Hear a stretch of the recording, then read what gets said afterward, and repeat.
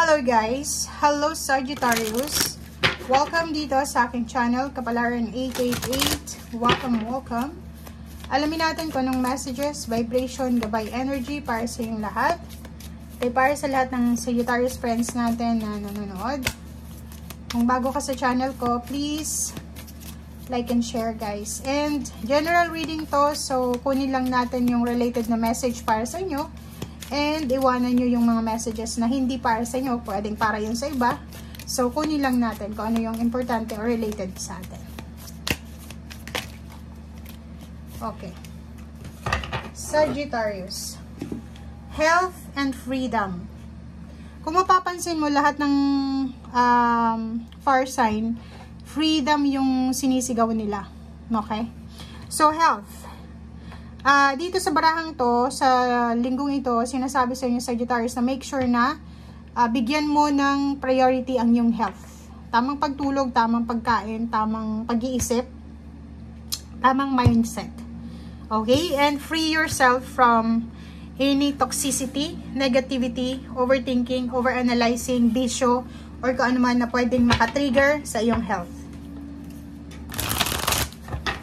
Or pwedeng may sakit ka, na parang naiinis ka ngayon dahil hindi mo magawa kung ano yung gusto mong gawin.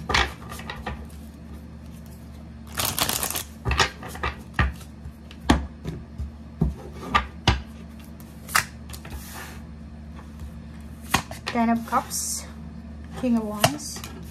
Wow. Ang galing. Okay, Sagittarius. Kung makikita mo dito, may posibleng family celebration or posibleng may promotion dito. Sa either promotion sa trabaho,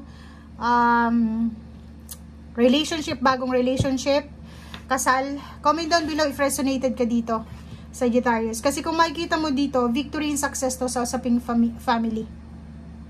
Ang nakikita natin, itong dalawa, Ten of Cups and Four of Wands, is ano to, reunion ng mga magpapamilya. Pwedeng pagsasama-sama ng mag-asawa at anak sa isang bahay, sa isang lugar. Pwedeng wedding anniversaries, or pwedeng wedding, or pwedeng lilipat sila sa bagong bahay together, parang ganon.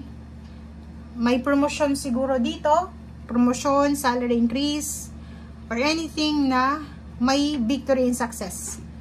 May mga manliligaw din if you're single, may bagong trabaho, reunion, graduation, or achievements ng anak, achievements ng magulang, complete family, happy family, and positive.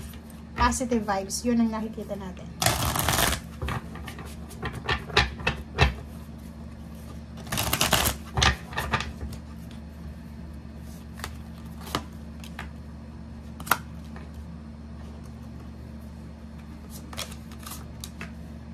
Okay, so may 3 cards tayong sunod dito. Merong mga Sagittarius dito hindi makatulog.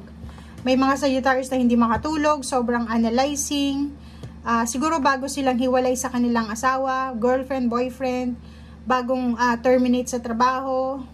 Basta hindi sila makatulog sa sitwasyon na to, 'di ba? Overanalyzing, overthinking, nagbibisyo instead na hanapin yung solusyon, parang ganon.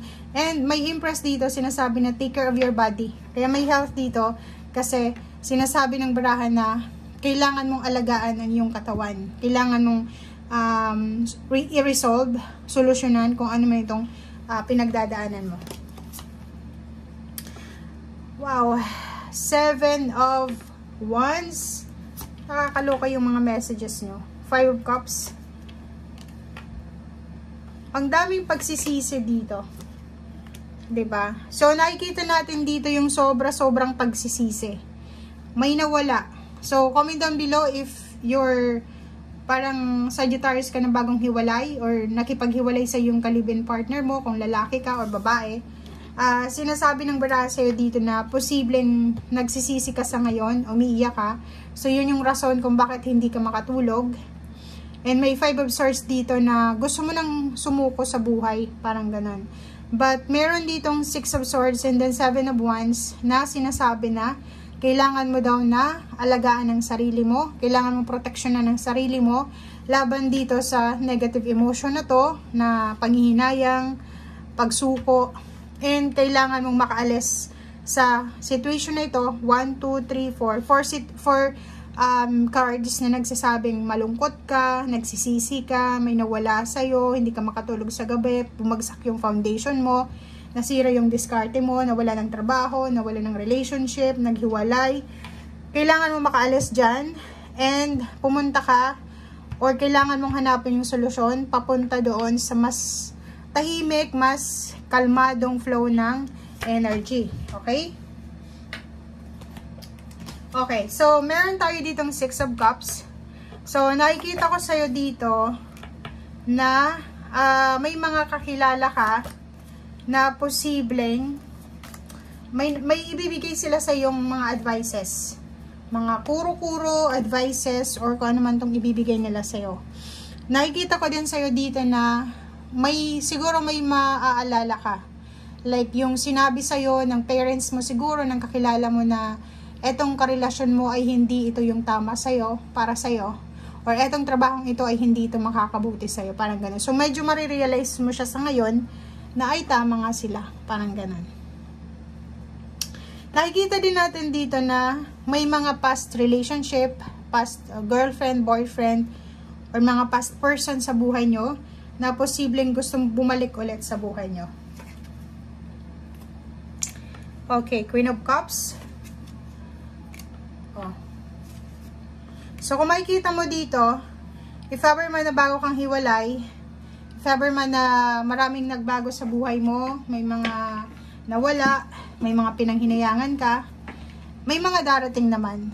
Kung makikita mo dito, isang Queen of Cups, isang good news regarding sa relationship, regarding sa pamilya, sa anak, or pwedeng sa new love life, or sa family life, ang posibleng darating sa'yo na pwedeng magdala sa'yo ng peace and harmony and choices din. So may like for example, kung sa kasalukuyan umiiyak ka, hindi mo alam kung anong gagawin mo, siguro sa ngayon lang yan.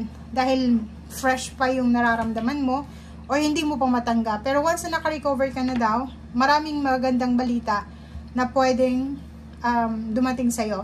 And etong nakipaghiwalay sa'yo, gusto din itong bumalik sa'yo eh.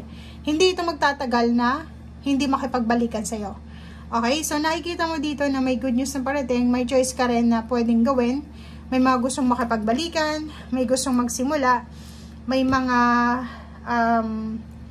kailangan kang gawin ngayon para proteksyonan ng sarili mo. Kasi pag, halimbawa, nakipag-break sa'yo, nakipaghiwalay, tas after few years, few months, makipagbalikan ulit, tas parang cycle lang siya, sa 5 taon, 5 times din kayong naghiwalay, nagbalikan. Parang wala kang proteksyon sa sarili mo.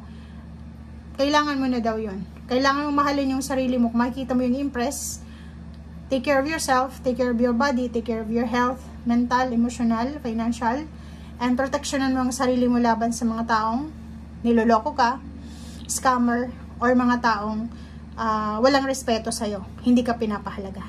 Okay? Thank you guys. Bye!